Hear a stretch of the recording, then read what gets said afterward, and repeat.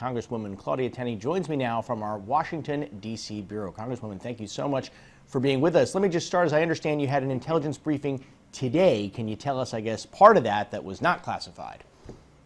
Yeah, we had a briefing today from the acting acting Attorney General Rosenstein just about the topic of the investigations and where they're going and what's going to be happening going forward, and how the role of the new special counsel Mueller is going to go. So we just pretty much, he's going to pick up where the old investigation left off. It's going to be an investigation to determine if there was any kind of criminal act or anything of that sort. It wasn't overtly a so-called criminal proceeding, but determine if there's any activity at all there.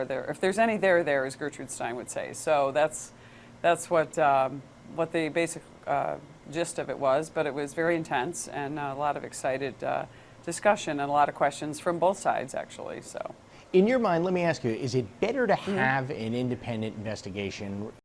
And how the Congresswoman, thank you so much for being with us. Let me just start, as I understand you had an intelligence briefing today. Can you tell us, I guess, part of that was not classified?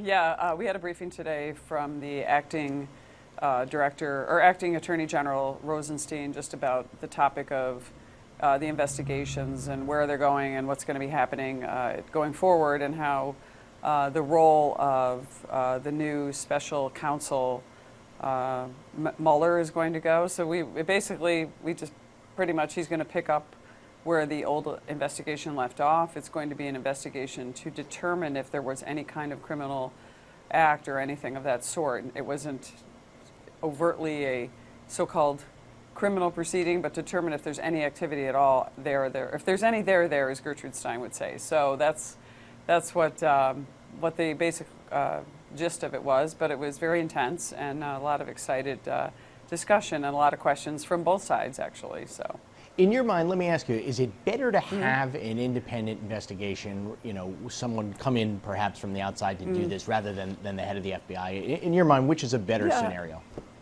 Yeah, let me say it's always good to have someone that's not part of the internal to have a look at it. But then again, there has to be some accountability on that person as well. And there is a statute that does cover that requires that whoever the special counsel will be someone who has parameters, and there's some oversight coming from our side, the legislative side.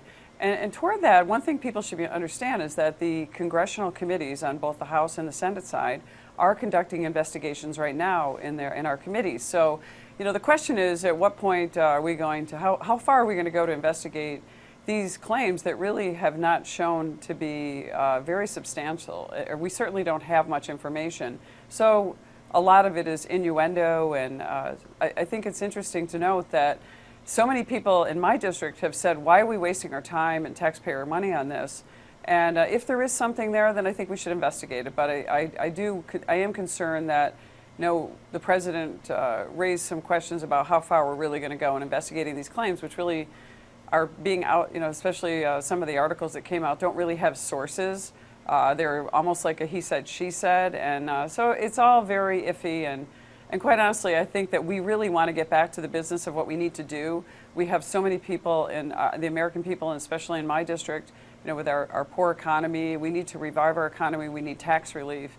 We need to reduce regulatory burden. We just passed the Choice Act out of the Financial Services Committee, of which I'm a member, which has been described as repealing some of the most onerous parts of the Dodd-Frank bill, which has been described as one of the bills that has caused some of the worst harm to our economy.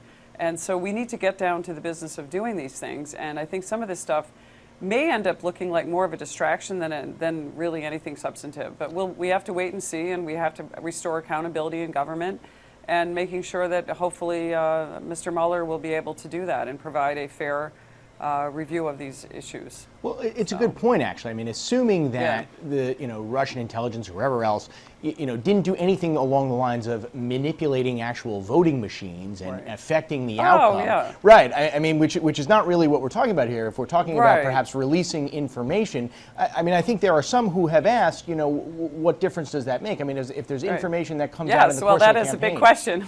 Right. So I would ask you that. I mean, assuming that's what comes out of this, does that rise to the level of scandal? Yeah, here's an interesting point. I mean, you reference, what are we exactly getting to with these investigations? Is what did the Russians actually hack our system? No, what they did is influence our system. And that's not a Democratic or Republican issue. That's an issue that affects all Americans. We don't want a foreign government that's going to be influencing any decisions, whether it's on voting or anything else in our country that is going to be harmful to our country or our democratic process. So we're trying to restore the integrity of our system and to find out if that really happened. I mean, there's so many moving parts in this so-called investigation because, quite honestly, the Democrats are just, in a fury over this. It's like a maelstrom with the media, and there's so many unsubstantiated claims that are going out there, so that we're at the point now where, let's go take it away from the legislative process and have somebody else take a look at it as well. Because as I said initially, the committees are still working on this. And people are getting tired of hearing from it in my district. They want to hear about, as I said, tax reform. Where are we going? Are we going to find some part of the Affordable Care Act repealed and replaced through the Senate process and find relief finally to people who are paying enormous deductibles who can't afford to go to the doctor? I mean, there's a lot of substantive things that we need to be doing. Working on the crisis in the Middle East. Look what's happening in North Korea.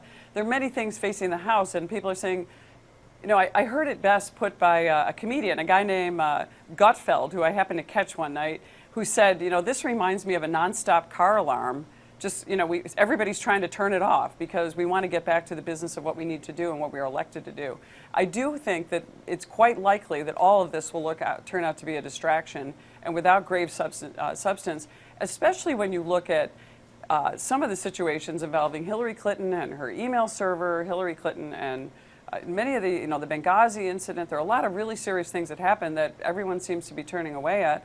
I'd like to know about the ransom money that was given for Iran on a tarmac in cash with American dollars and other foreign currency handed to the Iranians over a very bizarre deal. There's a lot of things that have gone on that have not gotten this much scrutiny or this much excitement out of the media, which makes me wonder how grave this really is. That I really think the issue is more the media.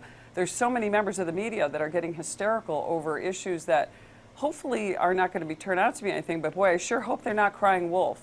Because when really serious issues come up, I hope that we're going to be investigating and looking into those. And let me ask you about this. I mean, assuming that there was a hack into John Podesta's emails, okay, he was running the Hillary Clinton campaign, and then that information was then made public, and it had a bunch of revelations that, while not exactly, earth-shattering, might have been embarrassing, and may have swayed voters one way or the other. I mean, does that rise to the level of quote-unquote interference? I mean, I guess that's really the question here. But that's a different issue. We're talking about now the obsession that I seem to be seeing in Washington is, what happened when Comey was fired. When Comey, I call him Cuomo, sorry, it's a reference to Andrew Cuomo.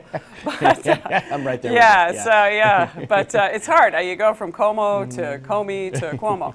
So the interesting issue on that is, though, we're looking at a situation where what did Donald Trump say? A lot of it focuses on the memo that was written by Rosenstein and whether that was, what the relationship with that is. I'm an attorney. We write memos and we document things. And so there's a question about whether, the timing of that. And I think it would be more spectacular and interesting if there was no memo written by an attorney. And I think as attorneys, anyone out there listening would understand that that is, something that you're supposed to be doing. We document, we're supposed to record things. That's what government does. So I do think a lot of discussion is going on about, the timing of what's happening here. So back to the real investigation, are the Russians hacking? Are they influencing elections? I think that's something that we're all concerned about, as I indicated earlier. And let me ask you, Congresswoman, I know you mentioned getting back to the business, and that you're actually down there elected to actually do in Washington. Right. You mentioned to me earlier that it was Police Week. Tell me a little bit about that and what's being done to honor law enforcement. Yeah, this week there was a package of bills that would assist law enforcement in their very difficult job that we do. We honored law enforcement this week. The men in blue, the men and women in blue, the long blue line. It was very interesting. They were here. It was very exciting to have them all here for the memorial.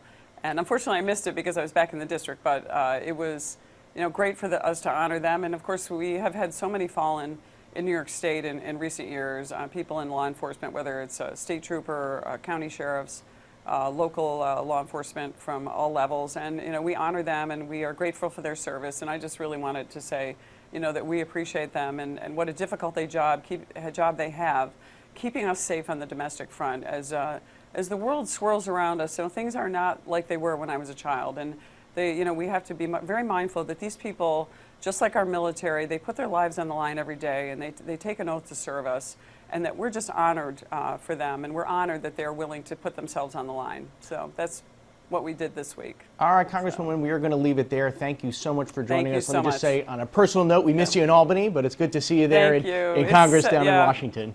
We miss you too, and you're wonderful, Zach. We really appreciate it, and look forward to seeing you soon. Thanks so much. We'll talk soon.